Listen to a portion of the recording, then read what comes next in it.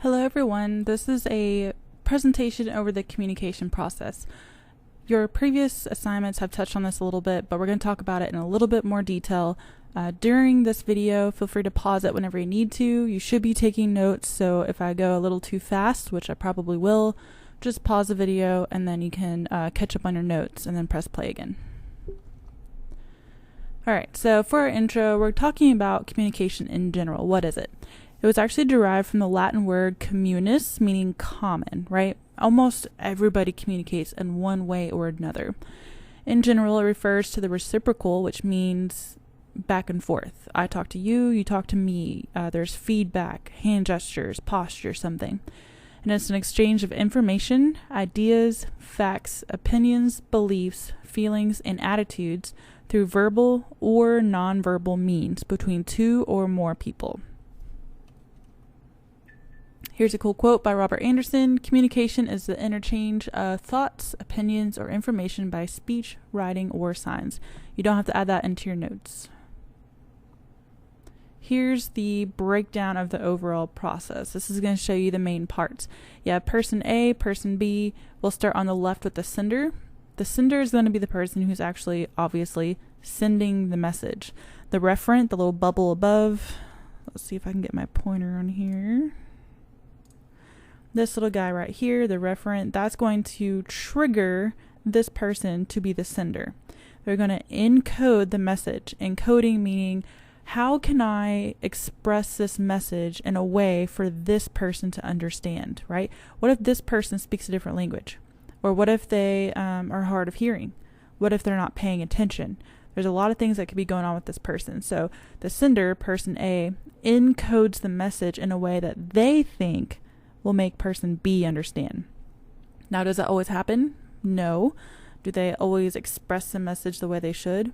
No. Especially, for example, if they're really, really angry, their encoding is going to be off. They might be yelling or more aggressive or something. Just because their emotions, they've encoded the message incorrectly, or at least in a different way than they normally would. Message channels, that is how you're actually sending the message. So are you talking to someone? Are you on the phone? Is it a video, face-to-face, whatever. The environment on either side, that's obviously the environment or the setting that you're in. Is it really noisy? Are you in a calm, neutral environment? Are you at their house, so it's like seems more personal? Is it a business setting? So the environment is also going to change the channel of the message and the encoding, right? So if I am a employee of a business and I'm going to send a message to my boss or to the CEO, the channel I would use is probably email, right? I wouldn't go just bursting into his office. And then the environment is a work environment. So I'm going to encode the message to be more professional instead of like, yo boss, what's up? I thought you might want to know XYZ. No, and be like, dear Mr. Stanton, I wanted to inform you of the information that came out of last week's meeting, blah, blah, blah. On the other side of that is decoding. So now we're talking about person B over here, the receiver. They're going to decode it in a way that makes sense to them. How person B thinks is not necessarily the same as how person A thinks. So how they decode the message might not be the same as how it was actually encoded in the first place. So the receiver will decode and what makes sense to their brain and how they perceive your posture and your environment and all this other stuff. All this is running in the back of your brain automatically, whether you realize it or not. So you're going to receive the message and then you're going to give feedback. There's almost always feedback, right? They might sigh, roll their eyes, cross their arms. They might laugh. They might act shy. They might get angry. They might walk away, sit down, or ask a question like, what do you mean? I'm confused. Or no way, they totally didn't tell you that. Somehow they're going to give you feedback. And that also interacts and depends on the environment. That feedback gets sent back to the sender. And let's say this whole communication chain was person A saying, oh my goodness, listen to what someone told me in the hallway. They said that such and such did whatever. Encoded, message, channel is face-to-face, environment's here at school, decoded, the gossip's decoded, receiver gets it, they get all excited and they lean forward, that's their feedback, to the original person. And they're like, oh, and they lean forward. looking at him. Now the roles kind of swap. Person B will come over here, person A will go over there, and then now person B is the sender and say, no way, tell me what else they said. Then you start the whole communication process all over again. The referent, that's what I referred to briefly. It motivates a person to share information in any form that may indicate communication. So let's say you see someone in the hallway or at the store or wherever. If you're looking sad, lost, confused, that would prompt you to communicate with them or with someone else, right? If I see someone pass out on the floor, that's going to prompt me to go find someone else who can help. If there's let's say a new student in the hallway and they're sitting there and they're looking all kinds of confused and they keep looking at their paper and they're looking around, that's going to prompt me, or hopefully prompt you, to reach out to the person and say, hey, what room are you looking for? I'll help you. Another example is you notice someone didn't see the wet floor sign and they're on crutches. So that's going to prompt you. You see something that's about to happen. So you're like, hey, be careful. There's a wet floor over here. And then you're preventing a disaster. And the last one, the driver is distracted and didn't notice the light had turned green. So either A, you're in the car with your friend or a parent or whoever, and they're just chatting away to you, or maybe they're on their phone when they shouldn't be, and then they're distracted and you're like, hey, go, the light turned green. Or if you're the driver and you're behind a car who hasn't noticed the light turn green, how would you turn that referent, that light turning green, how would you turn that into communication? Well, some people would probably honk their horn, right? Beep, beep, hey, light turn green, go. The sender. The sender is a person who encodes and sends the message to the receiver through a channel. So that is that person A that was over here on our communication flow chart earlier. They're the source of the message, so it's coming from them, and it's delivered after a stimulus of the referent. So remember that referent is something that's going to prompt you to discuss something. Maybe your friend comes around the corner and you see him in the hallway. Seeing them prompts you to remember, oh yeah, I was going to ask you about that party on Friday. Simple as that. So there was a stimulus from the referent. They're going to be the source of the message, and they're going to send it to the receiver through a channel. So how do they deliver that message? Face-to-face, a text, whatever. The message is the content of the communication. Don't get this confused with how the message is sent. This is the content, right? So it can be verbal, which is words, nonverbal, which is like gestures, posture, anything not written or spoken, and then symbolic. Sometimes perception and personal factors of the sender and receiver might mean the message is distorted or interpreted differently by two people. So I might say something that I think is really, really funny, and then I tell it to you, and I'm like, huh? Wasn't that funny? And you're sitting there looking at me like, no, that actually literally wasn't. Like, what was the point of that? Why are you wasting my time? So the way I interpret something, or the way, in that example, the way that I encoded the message was not the same way that you decoded the message, because we are two different people. We have two different minds and different ways that we think. The channel. So again, don't get the channel mixed up with the message. The message is the content.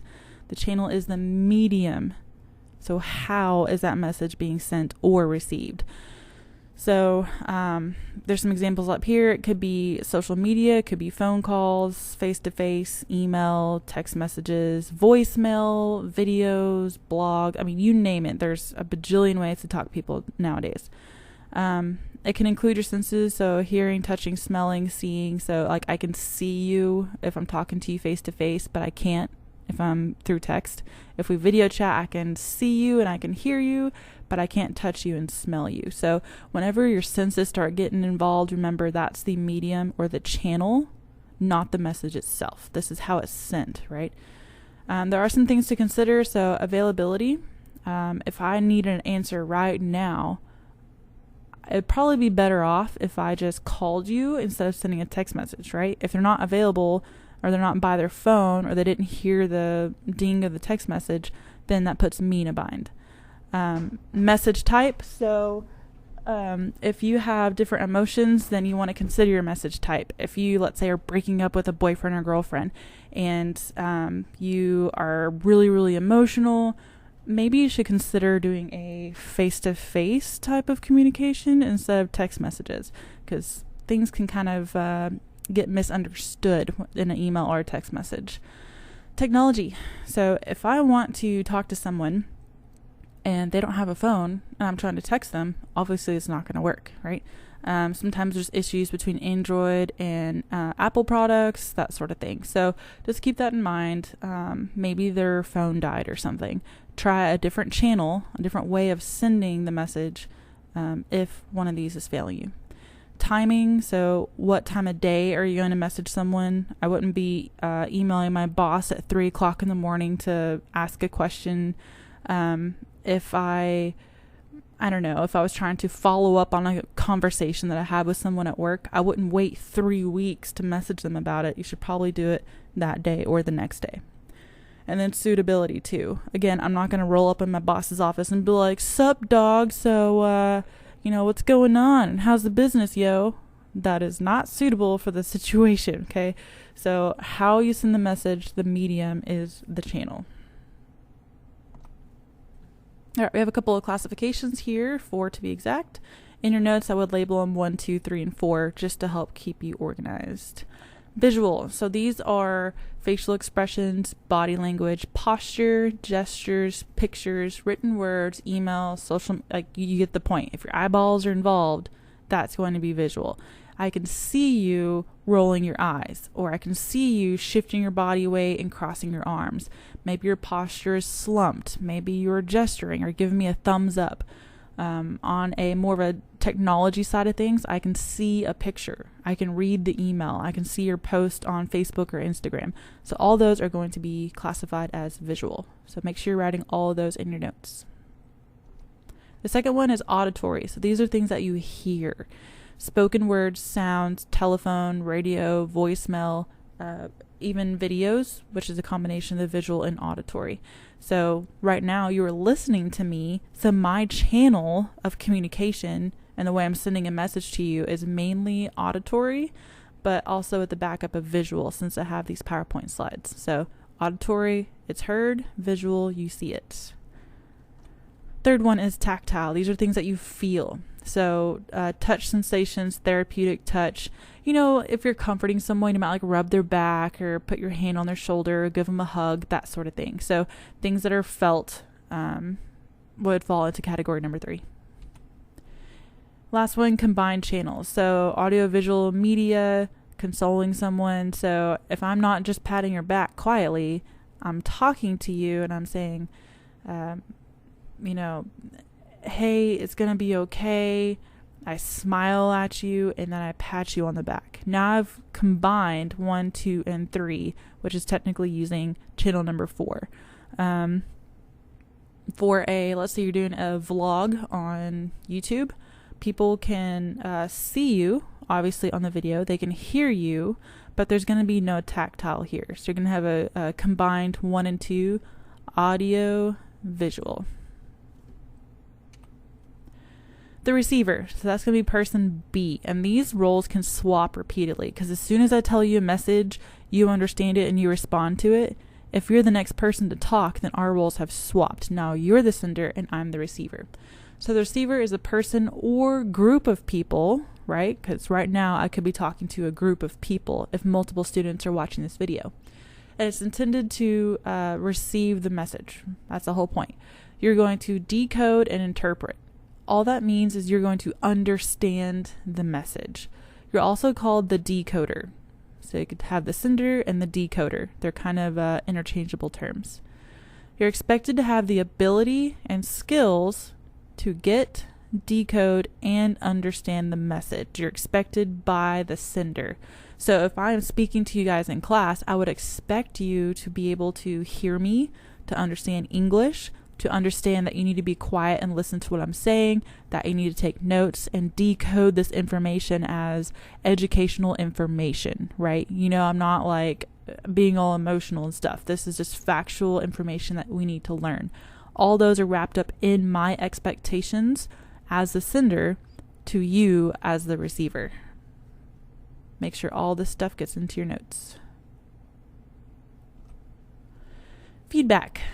A return message sent by the receiver. Okay, so yes, it is a type of message because a message could be verbal, nonverbal, etc.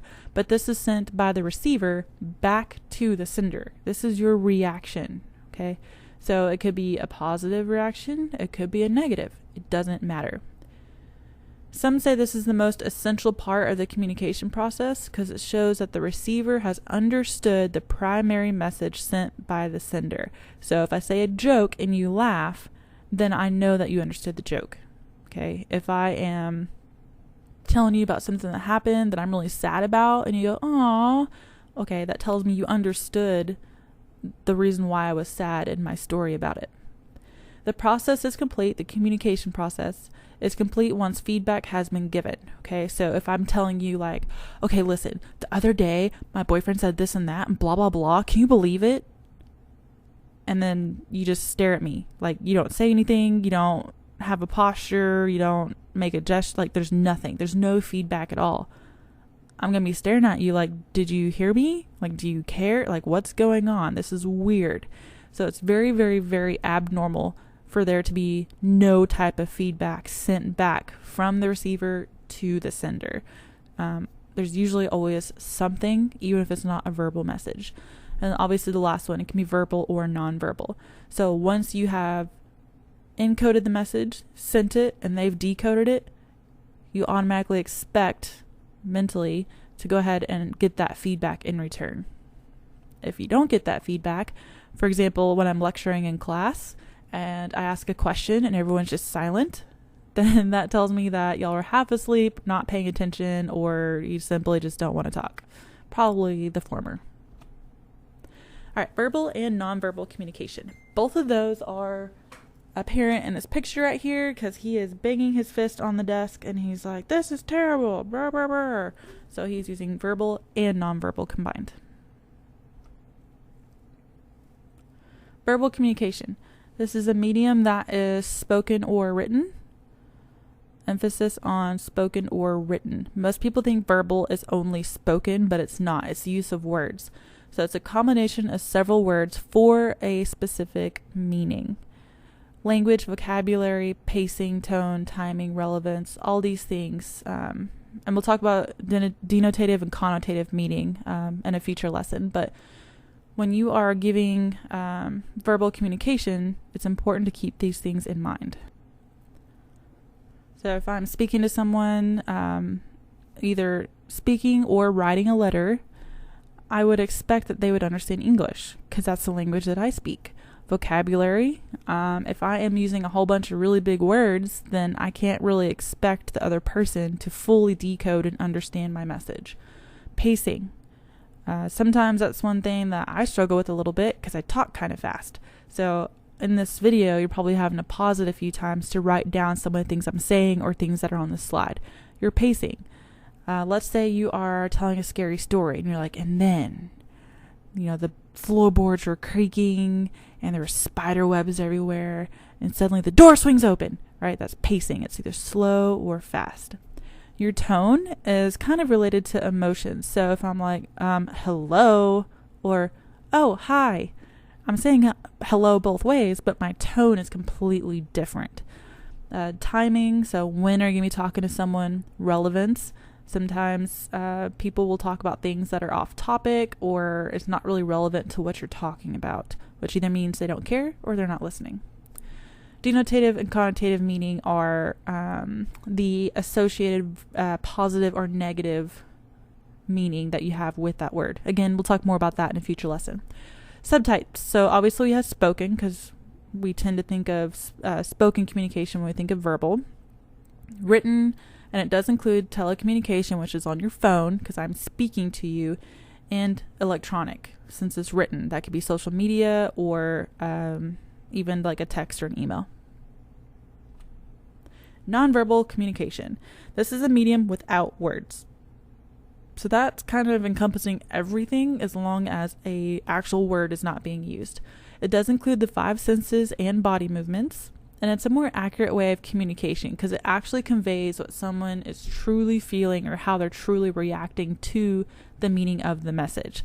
So for some examples here, if I walked into the door and they're like, surprise, and this is their body language here, or if I tell them, guess what, I passed my exam, and then all my friends are jumping up and down like this, that's a nonverbal communication of how happy and excited they are. Obviously, we can tell this woman is super bored, or if she's like a student in class or a businesswoman at a job, she is super zoned out and really does not care about what the speaker is saying at all. I mean, there's a paper airplane or feet kicked up. That's a lot of posture and body language right here. And something as simple as looking at your watch all the time, that's another indication as well. If you are talking to me and I keep checking my watch or I keep looking behind me, you're probably going to pause and be like, what are you in a hurry for? Like, what are you looking for? Why are you not paying attention to what I'm saying? So we actually are constantly mentally looking for these types of feedback automatically.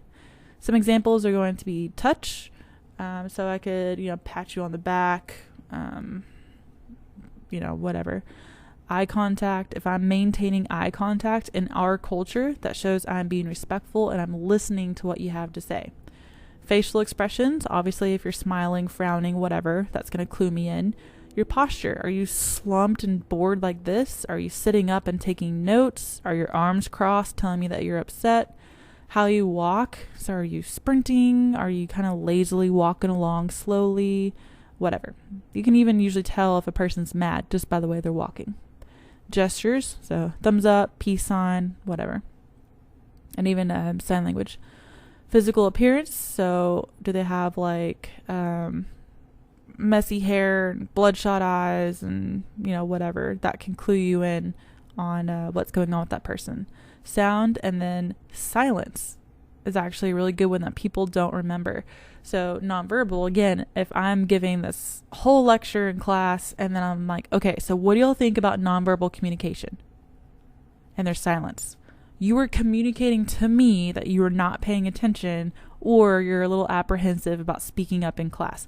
Silence can be a form of communication.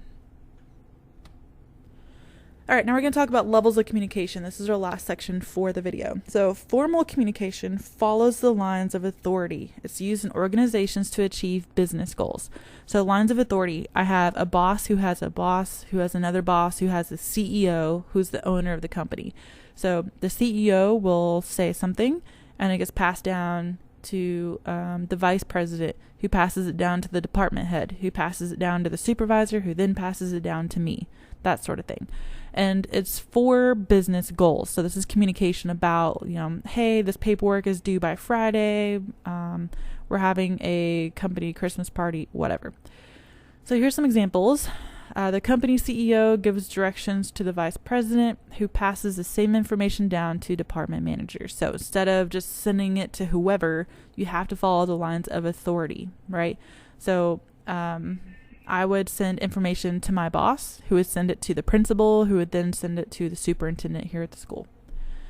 The second example, or second part of that, the information then gets spread out to all the employees. So sometimes the CEO will send like a mass message to everyone, but if it's a direct information, like let's say for the sales department, not the whole company needs to hear it. Well, he's going to tell the vice president, who's going to tell the manager of sales, and then he will tell all the employees in that department, following the lines of authority. Okay, informal communication. This one does not follow the lines of authority. It's actually very fast, and it's usually in social places. And I say it's very fast, not because you're talking faster or passing more information. It's just that it takes a while for the CEO to talk to one person who forwards the email to the next person, who forwards the email to the next person. This way you're talking directly to the person or people, so the actual communication is received a lot faster. This is typically in social places because when you're hanging out or you're at the movies or something, there's not lines of authority, it's just people hanging out. Some examples, and it can still be in the workplace. It can. 2 employees are in the break room, so more of a social place, gossiping about what happened at the company Christmas party. So this is not following the lines of authority. They're not going to forward this up to the CEO. It's fast because you're talking to each other, and it's in a social place. It's in the break room. And then another example, a group of students are chit-chatting in the hallway before class. So obviously you're not giving communication up to a teacher to go up to the principal. You're just talking to each other, and it's in a social place. So hallway before class. Okay, one thing on this one, the little underline here is important because the next slide is very, very similar to this one.